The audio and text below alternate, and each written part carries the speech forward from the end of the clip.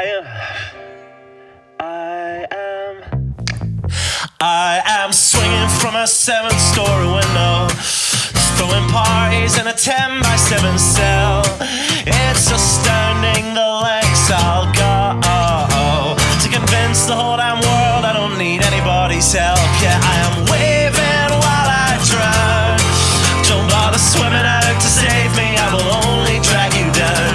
I'll try to use your body as a life raft, 'cause if there's room enough for one, there must be room enough for two. I'll sail the good ship you into the sunset, sipping on savory water till my liver turns blue. Sha-na-na, sha-na-na-na-na-na-na-na.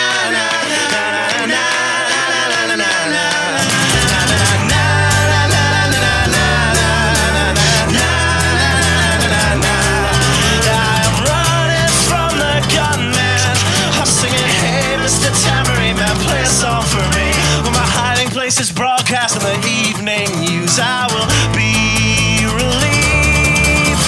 La, la,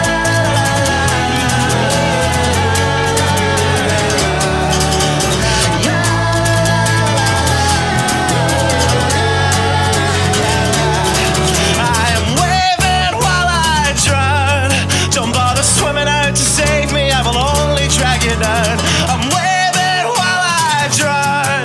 Don't bother swimming out to save me, I will only drag you down. La, la, la, la, la, la, la, la. Singing, hey, hey, alright, yeah, I wrote that one myself. It's astounding the lengths I'll go to convince the whole damn world I don't need anybody's help.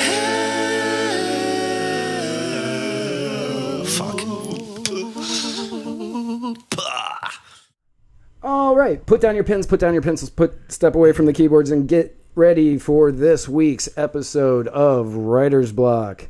Thank you to Muddied Waters Media for allowing me to do this show, and thanks to Don and Sally Wright for giving birth to me. You gave a gift to the world that day.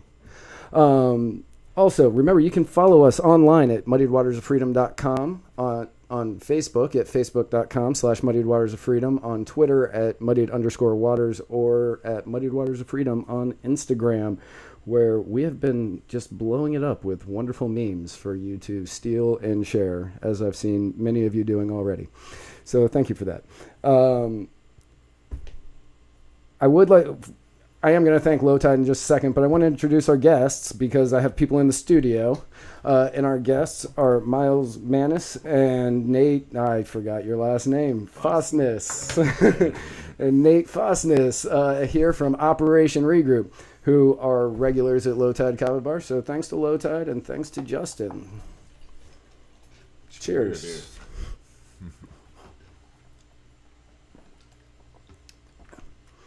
Guys, thank you so much for coming on. Thank you. Thank you No. for having us. Yeah, absolutely. So you guys started an organization called Operation Regroup, which I've been helping out with whenever I can, whenever I've got the free time. And it's personally, in my mind, it's an excellent organization. And I've been excited to get you guys on the show in order to give you an opportunity to tell people about it. But before we get into Operation Regroup, why don't you tell us a little bit about yourselves, your backgrounds, your histories, so that way the people who either watch or listen to this can kind of get an understanding of what it is you're trying to do. Okay. You want to go Nate first, Nate? All right. Thanks again. My name is Nate Fosness. I moved down here from Seattle, Washington about 7 years ago. Prior to that, I was in the U.S. Navy. Did a few tours, 8 years, all over the world. Started as an electrician and went to the dive program. As soon as I got out of the dive program, I didn't dive for a couple years, and I moved on to Thailand, where I meditated and picked up Muay Thai, and I got my head right, and I got back into diving while I was over there. So in the intermediate, I had to leave Thailand, so I went back home to Seattle, not knowing what I wanted to do, and just drove to Florida. And driving down here, I think that's how most people actually get to Florida. They're like, I don't know what to do. Yeah. I'm just gonna drive Palm before. trees and a beach or something. Never Right. in my No life where I problems. thought I'd move here. It was, especially coming from the West Coast, I didn't know what I was going to get into. People are way different down here. So. Yeah. So a little glass box like called Seattle. You kind of come into some real different types of culture down here. But worked at a few dive shops and live on Madeira Beach, and there wasn't any dive shops to go to on the beach. So I thought that was odd. I just opened one, and it's been pretty successful. Nice. Yeah. So we teach scuba. I met Miles in Operation Regroup a couple years ago through an event we threw called Mad Beach Block Party. It's a 2-day reggae festival, and I needed some nonprofits to donate some of the proceeds to, and we hit it off really well. And I actually started just really helping and going forward with helping Operation Regroup with the marketing side, and we just became really close friends, and just moving forward with that. Excellent. Yeah. Yeah, very cool. So I actually didn't know that you weren't part of the initial Operation Regroup. So I also didn't know when Operation Regroup got started, apparently, because if you met him a few years ago, I thought it was a. It's been just a little over a year now. Is it? Since we met. Okay. I was thinking it had been just about like a year or so since you guys had started. When we met, we were actually just getting started. So he's been with us since. Gotcha. I'd say the pretty much the beginning. Yeah. Not official, but official. Right. Exactly. Right. And He's helped us out a lot more than marketing. Every time I've needed him, he's been right there. right. He's been Yeah. right hand man. So you came up with the idea for Operation Regroup, I did. correct? Mhm. Okay. So how about giving the viewers a little bit of a background on how you came up with this idea, and then we'll go into what Okay. Operation Regroup actually is. Okay. I was in a VA program for PTSD inpatient, and we would do these group therapies and individual therapies, and once a week we get to do a recreational outing, and that's when we'd all get together and go do something outdoors recreational, and that's when I saw like camaraderie coming back. People were laughing and having fun, having the most fun. It'd be something we talked about and looked forward to each week. So I was like, why don't we're going to need something when we get out of here, and other guys in the future coming out. Why don't we come up with a program that we do more recreational art therapy, music therapy too. Try to have something for everyone, but something we can do as a team as well. Right. So that's kind of where it's spun up from there. And I don't know how many of the viewers at home or in their cars or wherever they are when they're watching or listening to this. I don't know how many of them know it, but and I hate bringing this stuff up, but what are the stats a day on veterans who are taking their own lives? Yeah, it's 22 veterans a day killing themselves. 22 so that's veterans a day. almost one every hour. Right. And I know that one of the main reasons for Operation Regroup is to get that number dropped. Yes. We want to lower that number, obviously. Absolutely. It's unacceptable. Yeah, 100% unacceptable, and I do 100% agree with that. So let's talk a little bit about Operation Regroup. You're a 501c3. That's right. You got that about a year ago? We're approved for the state. We're still waiting Okay. for which usually takes 6 to 8 months to get our IRS. But, we're able to receive donations and do fundraising. Excellent. Okay.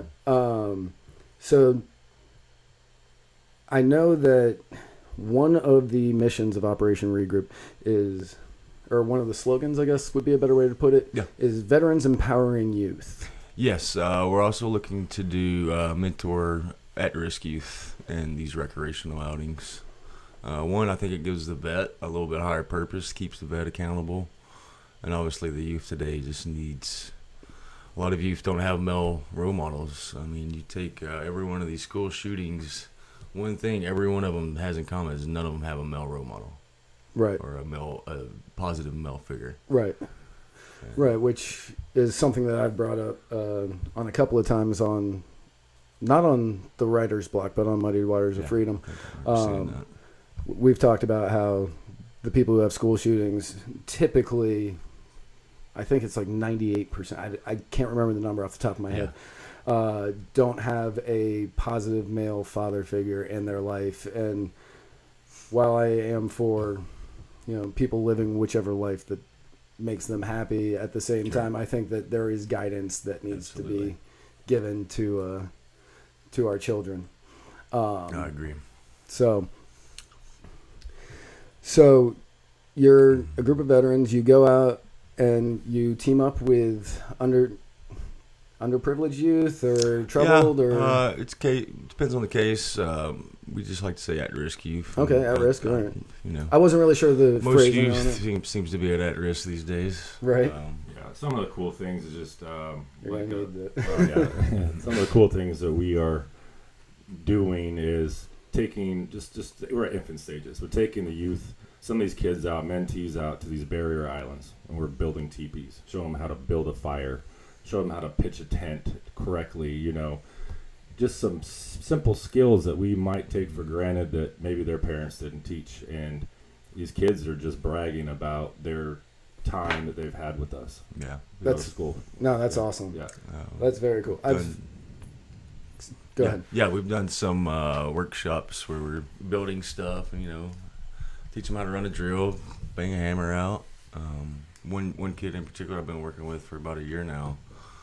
Every time I go into school, his teachers tell me what a tremendous difference there was in him. Nice. He was getting real close to being kicked out of his, I think it's second or third school, and just did a 180. His progress notes went up from 60 to 95 within 3 or 4 months. That was very rewarding for us to see, absolutely. okay, because you don't ever know if you're really making that difference. And the teacher would tell me, yeah, he brags about you guys and getting to hang out with you guys. He's always stoked on the days he gets to go. No, that's very cool. So it's okay. It takes them away from the video game playing and just Gets them outside. Yeah, gets them exactly. outside and gets them using their mind in a different way than just using the thumbs. Exactly, that's our biggest stuff. thing. Just get them off outside and off the video games. Right. Now,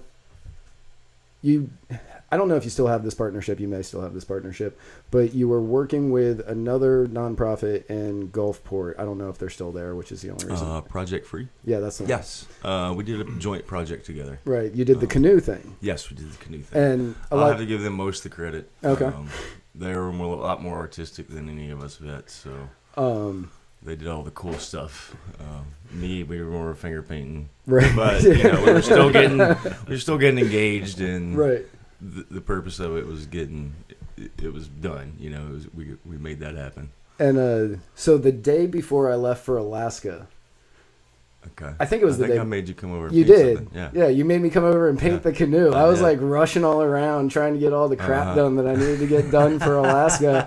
And I didn't realize that. And you saw me at low tide, and you just kind of looked at me and said, "Come on over. Let's go paint something." I was like, "Man, I got." And you're, no. You gotta get your mind off things. Come on over. And I went over there for you were stressing that day too. I remember that. I went over for an hour and painted poorly on this canoe. I was just kind of okay, let's just dab paint here. I don't really know what I'm doing, but it worked. It definitely calmed me down. And by after that 1 hour, I was just same here. I'm not an artist at all, but I was out there doodling and. It was a cool community engaged. Thing. He left the canoe out with a bunch of paint and brushes and things, and people just come over and just start painting something, and it actually looks pretty sweet. I think there's a business down at the bottom of Gulfport that actually offered them quite a bit of money. Yeah, I think O'Maddy's was. O'Maddy's. I think the owner of O'Maddy's was trying to buy it. I just wasn't around. Right. Yeah. So if you're ever in Gulfport, Florida, you're very close to where low tide is, and also to where Operation Regroup's kind of headquarters is, I guess. Well, we got our warehouse and office we work out of, but if you're driving down one of the main roads, you'll see this huge teepee. That's our vendor tent. Right, the vendor tent that is a teepee that they set up, and you won't miss it. But the day that you were making that, I was walking. Because at the time, my house was rented, so I was staying at somebody else's house, and I was walking when you were putting that thing together. And it was 100 degrees outside. You had stain all over you. I was a mess. I made a huge mess.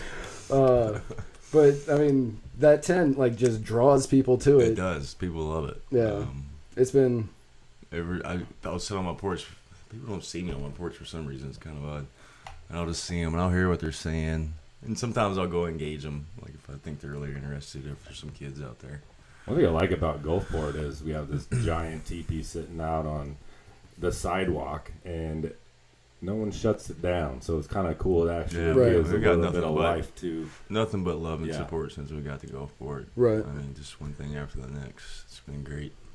Yeah, Gulfport's like I've been living here for 5 years since I left Tennessee, and I've, with the exception of one incident that I had, like I have zero complaints, and even that incident ended up in my favor. So it's great.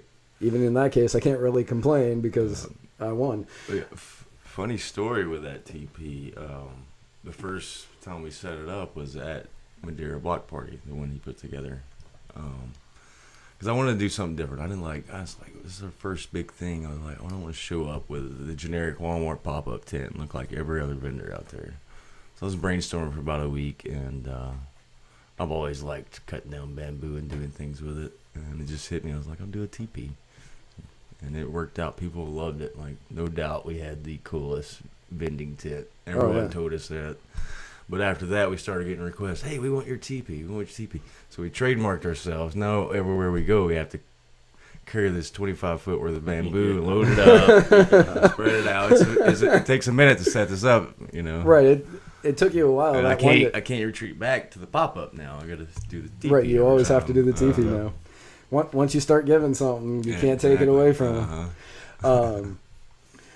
So you guys have been involved in a bunch of events so far. You were in Block Party. You were in the Gecko Fest. Gecko Fest. Most recently. What was King of the Beach? King of the Beach. King of the Beach is massive. It's the largest fishing challenge pretty much in the whole United States.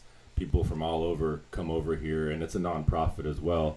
Old Salts, a big shout out to them. They give a majority of all their proceeds to Moffitt and some cancer research. It's really good.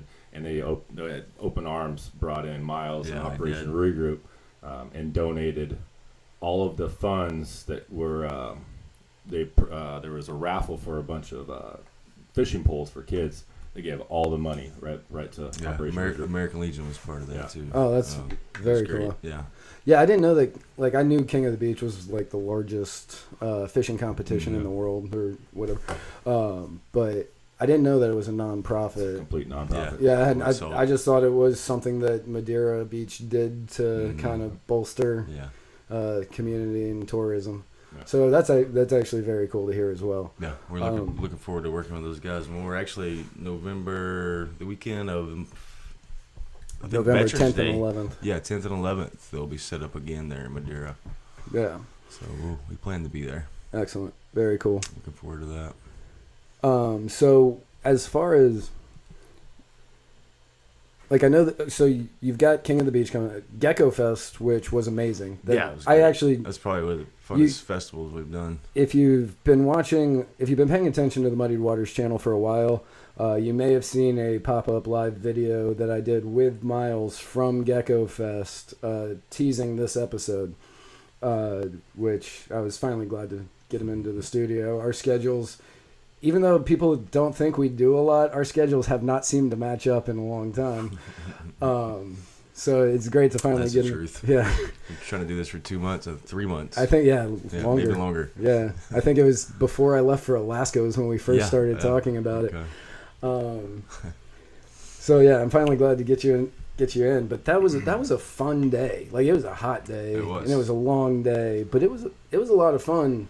We had that kid he's a kid, so I'm not going to say his name, but he was there in his battle dress, in his first class A's, and he's out there in his class A's. He was like 16, 15, I don't know how old he was, and just collecting money. That kid was amazing. Yeah, he was my rock star for that day.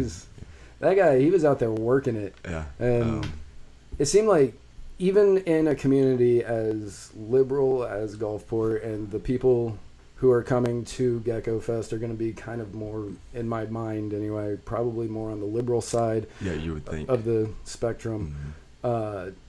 they were all really open to it, and all of them were very charismatic and kind of happy to see that we were doing this. Yeah, I got a lot of good feedback. And people saw my tent up for the last 2 or 3 months. So Right. They already a lot of people knew who we were. We had a great turnout. I think everybody had a blast there. Yeah. It's always stressful for me that, the week before, getting everything together and making sure all the people were there in the right place. And we also were receiving a grant from the GMA, Gulfport Merchant Association. So Very cool. there's a lot of pressure on me to have all my guys in the right place, and do the right thing, Right. volunteering and doing different work. So as far as different, you said that you take them out on different retreats and things like that. What sort of retreats are we talking about? I guess our most recent one was we did a dive retreat with Nate here, dive shop. There's a couple other vets there too. We're going to do a lot of camping, hiking, canoe, about any outdoor activity you can imagine in the state of Florida that you can, do. I guess I could tell you what the diving side of the reason why I gravitated towards Operation Regroup. There's a few dive shops in Florida that are complete vet owned, and you can use a whole GI Bill to when you get out, you use the GI Bill to go from open water to an instructor. So it gives these vets a purpose. Well, also the PTSD, what diving actually does, it's therapeutic. When you go underwater, you're under pressure, your body is almost being attacked, and you have all these endorphins that are firing. So when you get back up, you feel like amazing, like you accomplished something. So your dog could die, you could lose your girlfriend, all these horrible things could happen in your life, and the only thing you can think of is what's going on in front of you. And so this therapeutic side of putting, even if they're not certified in these vets, or get them into free diving and actually put them in the water so they can actually feel that endorphin fire, like the it's amazing. It is. It's really amazing. It is. Totally takes your mind off everything when you're underwater. It was a really good retreat when we went over there and cleared Miles' mind. There's a couple other vets that, they were newbies, and it was just like they just won't stop asking me when the next one is going to be. So. And what's the name of your dive shop? It's called Infinite Descent. Infinite Descent. Madeira Beach. In Madeira Beach. So, I think both of y'all know this. I know Miles does. I'm pretty sure you do. But I've been a swimmer since I was 6. I don't know, basically my whole life. And I learned a long time ago that when you're submerged in water, your body has a natural reaction to automatically raise your heart rate, I think 30%. I'm not. Oh, I didn't realize that. And so, one, you're working energy faster. The blood's moving faster. It actually helps you think better, because it's just a natural reaction to, after years of evolution, it's just all natural happening inside of you, because it's meant to, if you're submerged underwater, you need to figure out how to get out, usually. Yeah, it's called the mammalian reflex. That's what we have. Okay. All right. It's a thing. Yeah. And it's a free divers. We have these free divers, no tanks, basically doing proper breathe ups at the surface, and they get the right amount of oxygen and releasing the right amount of CO2. So when they're basically can hold their breath, some of these guys up to 10 minutes. So it's pretty incredible. Yeah, it's really impressive. Yeah, that's after one weekend. So I've had a couple guys come through and said, I can only hold my breath for like 45 seconds. I was like, I guarantee you I get a 3-minute breath hold out of one weekend. It's just doing the correct breathe ups, not hyperventilating. And it's just, their eyes are huge when I was like, no way. And then they do it, and they're diving down to 80 feet of water and holding their breath for 3 minutes. So confidence builder too. Oh yeah, no, absolutely. Go to work for. Yeah, when I first learned about the mammalian reflex. Yeah, mammalian reflex. Okay, so when I first learned about the mammalian reflex, I was thinking that doesn't make any sense, because I was a quick swimmer, at the time, but then I kind of transitioned into more of a distance swimmer. Okay. And endurance. Yeah, into the endurance side, and I started to notice it more and more, because the longer you go. So when I'm swimming in a pool, if I finish out a 50, if I finish out 100, I always ask myself, can I do one more 50? But I only end on hundreds. And then I found out that at the end of every 100, I could always muster up enough get that energy for extra. one more 50, which meant I had to do another 100. And that was how I eventually got to swimming like Got 3,000, better. 4,000 Wow. yards at a That's time. awesome. That's great. So, like, diving's always been something I've wanted to do, never gotten around to doing Well, we it. got to make that happen. Yeah, 100%. I'm totally down. That's happening. So you guys got a couple of events. We kind of talked about a couple. King of the Beach we talked about. That's right. The Veterans Run. I don't know anything about that one. Neo Endurance is sponsoring us. They do. I guess they do a run every year on Veterans Day. You can follow us on Facebook. I think I just posted it again today, but I try to post it every other week or so until the event happens. Give everybody an opportunity to see it. It's a 5K. I think it's 3K, 5K, and 10K. Okay. It's a fundraiser. Neo Endurance is put on by another vet, awesome guy. I think he was a Marine. We won't name against him. Looking forward to that. And it's talking about all this activity, physical activity. It's proven that exercise is the best thing for depression. 100%. I think they even did a testing at Zoloft, and it blew it out of the water. So you got to get out there and get off your ass and get moving. Yeah.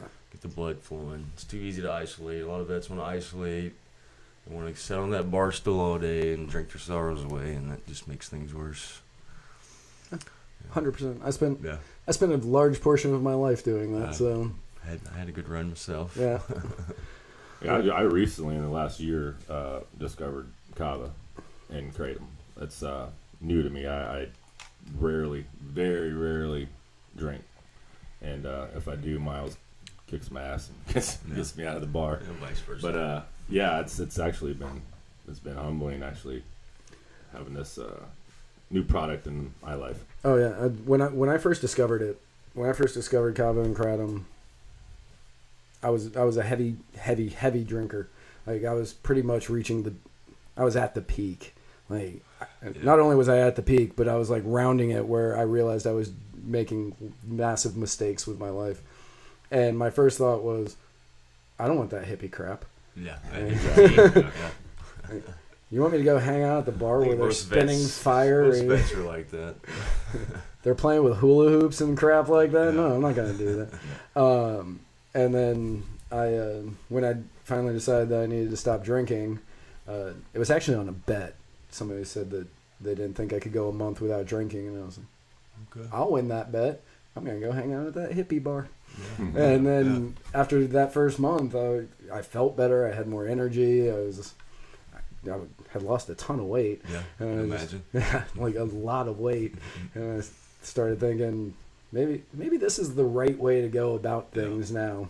It's a crazy community. Just came out of nowhere for me. It's not known. Like everybody goes to a bar, gets your shots after work. I just go to a kava bar.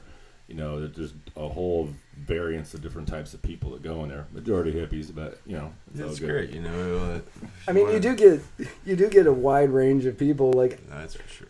so yeah. That's definitely like you get your veterans. Like It keeps it interesting though. right.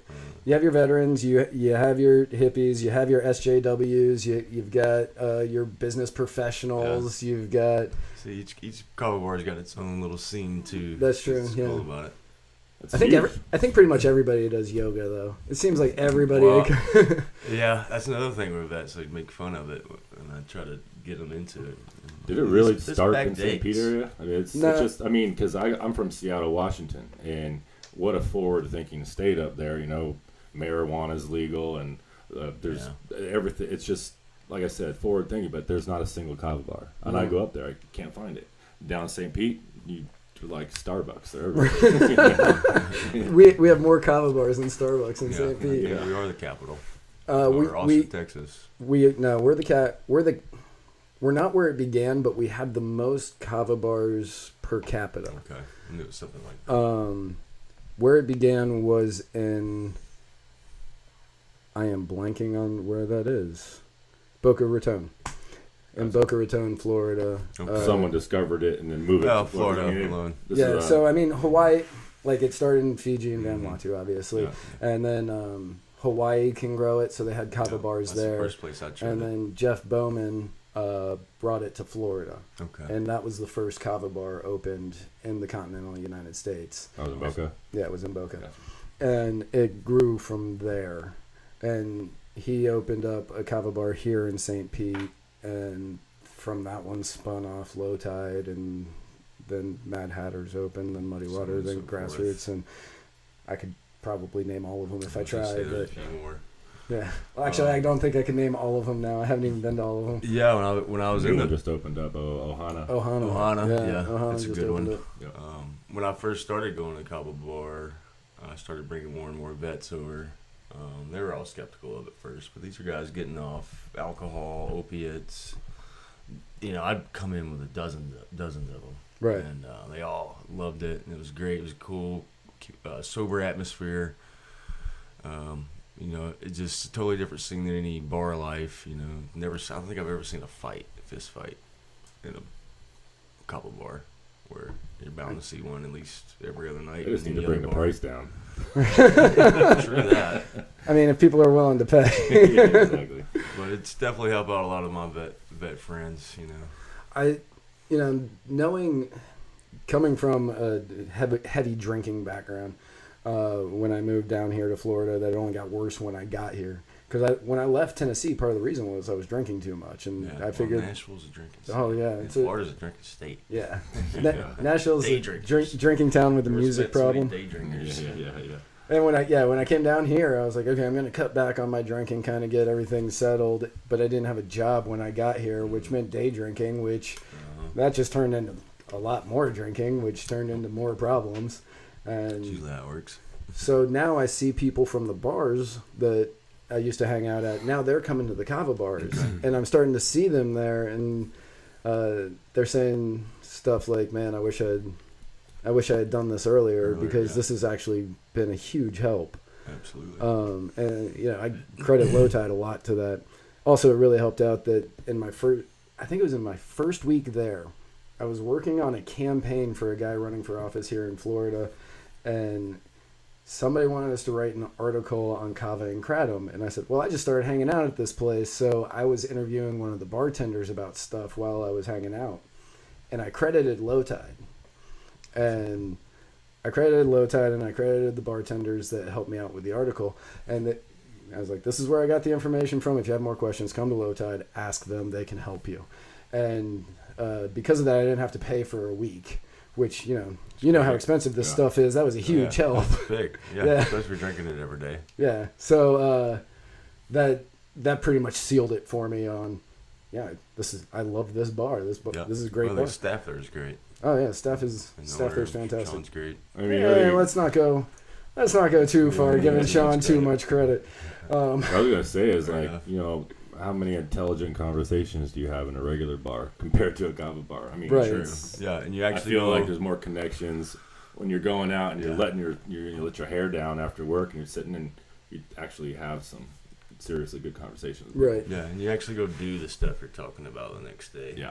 Versus, you get drunk, you Not talk about other remembering it. stuff. Right. Yeah, I've got a lot of plans that I made when I was drunk that never came to Or fruition. you're completely so hungover the next day, you just don't want to do Just shit. don't even care. Yeah. And I gotta throw it up to bars like Grassroots and Low Tide, because one, they sponsor us, sort of. Okay. Unofficially, Ken, if you're watching, unofficially sponsor us. But they do a lot of good work for the community, Absolutely. and they do really fantastic stuff. Like Low Tide, I think from the first year that they were open, it may be from the second year. I'm not 100% sure. I wasn't there at the time. They were doing the charity ball, where they have this gala in December. So thank God it's in December, because you can dress up and not hate your life here in This Florida. is Grassroots or Low Tides? Low Tide. Okay, yeah. And they were raising money for a organization called Hand is Homeless, which is no longer around. But they raised a ton of money for Hand is Homeless over these years. And each year I watched as that donation amount grew more and more, which was just absolutely amazing. And I know that this year, because Hand is Homeless isn't around, they have decided to donate to you. That's what I've been told.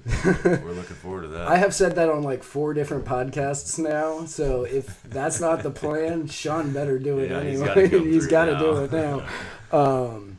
Which is absolutely amazing for you guys, and you got to give Sean. We're excited.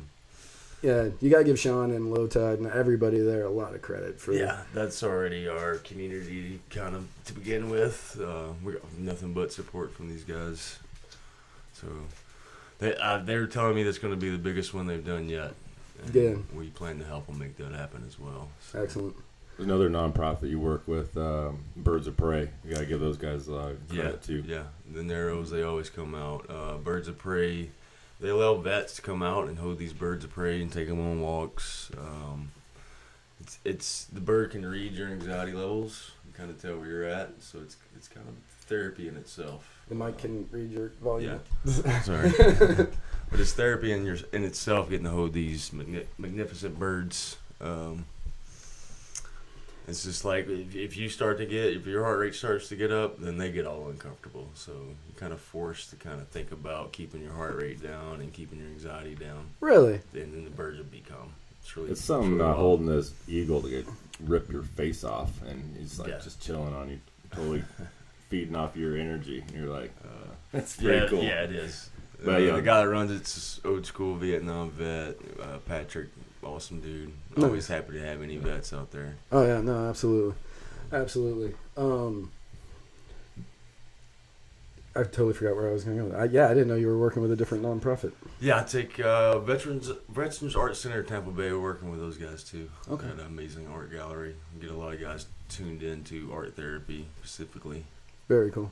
Everybody works. We're all working together, trying to create the same mission. Outcome, Right. mission, and it's really working. So I have some ideas we didn't think about, and then same, vice versa. So it's like, yeah, it's great. It's great. No, what you guys are doing personally, like when I first met you, like I just met you, 2-3 months ago? Yeah. Not long ago. I think right when I got back from Alaska. Right. But when I first met you, I didn't know anything about Operation Regroup, or you really. I don't think too many people did. Yeah. It was just coming out. No, I just knew you as the other Baron. Oh. And then I've gotten to know you, and you started telling me about Operation Regroup, and personally, I think it's a fantastic organization. It also understands that the VA is inept in many ways, and you're trying to help people traverse the VA so that way they can get through it as quickly as possible to the points that they need to get the help that they need, and then afterwards you still want to stay with them to make sure that they're doing okay. And the part where you're staying with them afterwards without really asking for taxpayer money or anything like that, you're doing it mainly by private donation, I believe. It's been out of my pocket so far. None of these grants, none of us are getting paid yet. None of us are taking a dime. We're putting it back in straight into it. Yeah, no questions asked. Operating and actually doing these retreats, and it's and it's 100%. And the way the program, and all of that ties into the fact that the way that you guys have been running it has just. It's been great to see somebody actually care about something that deeply and truly care about veterans. Because a lot of people say that they care about veterans, but you know that they don't. They're out there trying to get a name for themselves or whatever. Exactly. And I know that you guys genuinely care and are trying to make a difference, and it's completely respectable. And Operation Regroup, I wouldn't help you out if I didn't believe in it. Like, I know I don't help you out as much as other people, but we appreciate anything you can do. And over the course of the past couple of months, it's been one of my favorite projects to work on. If it's an Operation Regroup event, I kind of get excited about it. The only thing I enjoy doing more is actually this show. Yeah. Everything else, I'm just kind of like, I'll do it, I guess. So, where can people find you on Facebook or your dive shop? So the Infinite Descent, we have a Facebook page. We also have an Instagram. We're actually located on Madeira Beach. Let's see, on Madeira Way. There's next to a post office. We're very easy to find. It says huge letters, dive shop, Infinite Descent. We're the only shop on the beach on the whole west coast of Florida. Don't know why. Doesn't make any sense, but I'm glad we are at this point. We're involved with not just the dive shop, nonprofits. We also throw the Mad Beach Block Party and bring in the whole community. Reason being, when we do the Mad Beach Block Party is the months of January, February, majority of the businesses that are surrounding me are kind of slow, failing, just because there's no tourists down here. So we throw this big event. We pull in vendors, and they can make some money during the hard times. So it's just a big boost. Excellent. And if you want to pitch everything that you just talked about, do it now. And I'll also, just so you both know, I'll also link everything in the show notes. Okay. So that way the people who don't make it to the 40th minute, they can just click the links to the different stuff. So I just wanted to say our long-term goal is we're going to get our own land and get our own self-sustainable retreat and have a residential program for vets, making that transitional back, and have some skill building on top of all the recreational stuff. Also, in the summertime, we would like to host some type of summer camps for at-risk youth, or maybe just kids that can't afford it. Nice. And have, mostly vets running it and being in charge of it. This gives them that higher purpose that a lot of them are looking for. Very cool. You can find us on Facebook and Instagram, Operation Regroup, PTSD, or Post-Traumatic Strength Development. Our website's currently getting built by Jeremy at Ohana, so we're looking forward to getting that done. Very cool. And real quick, we actually didn't touch on this, but I wish we had earlier, but PTSD, which everybody knows is post-traumatic stress disorder, I think is what That's great. I'm so used to saying it the other way now. That's my plan. Right. And you are working on rebranding it to post-traumatic strength development, which I think that's fantastic. Instead of making a victim out of people, you're teaching them to build themselves up. It starts with changing the way you think. So, right. And if you're feeling sorry for yourself, you can't play victim card. You'll never come out of that hole. Right. That's too easy. And I really, from the first time I heard that, I thought that was the name of your organization, and then I found out maybe it should have been. I think we were talking about it on one of the old shows of Muddied Waters, and it's like, yeah, Miles, he's got that nonprofit. I think it's Post-Traumatic Strength Development, and Adam Freeman was like, Operation Regroup. Yeah, that's fun. It was like, oh, Operation Regroup. But yeah, I wanted to get you on the show, I think, since whenever that show was. Yeah, maybe this won't be the last time. We've got our own show, too, Operation Regroup. Good call. Pitch that. Just got started with it, so, we're getting the kinks worked out and making it happen. And you can find them on iTunes. I don't know what other podcast services you're on. You'd have to ask Mike. Right. I'm pretty sure all of it's them. It's going to be on iTunes. Yeah, iTunes. It is sure. on iTunes. Definitely on iTunes. I know it's on iTunes because I subscribe to it. Yes. So it's got to be on others as well. But Operation Regroup. We'll be posting it on our Facebook, so you'll be able to access it from there. So remember, go out and follow them. You probably already like my page, but if you're watching us on YouTube, hit the little bell that I think is going to be right under me, because otherwise you won't get notifications.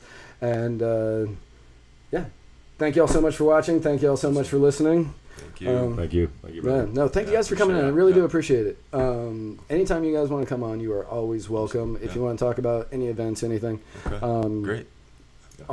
My house is always open to you. Cool. And you live close, so it's really easy. Like throw a rock over here. Right. Again, thank you all so much. Please like, please share. Tell your friends, tell your family, tell your enemies, tell everybody. Yeah. And hopefully, I forgot what my closing is. That's how the cookie crumbles. That's how. Peace in the Middle East. Yeah, no war in Syria.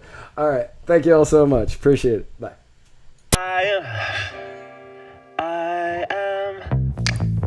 I am swinging from a 7-story window, throwing parties in a 10 by 7 cell. It's astounding the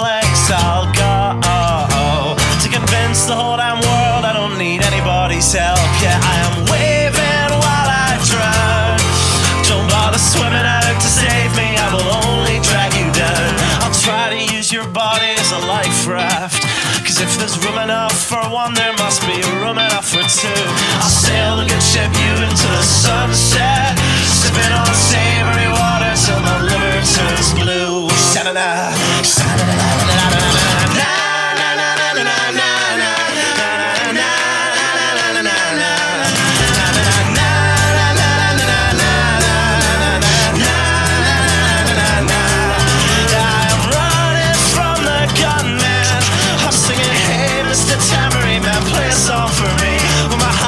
Is broadcast in the evening news. I will be relieved. La, la,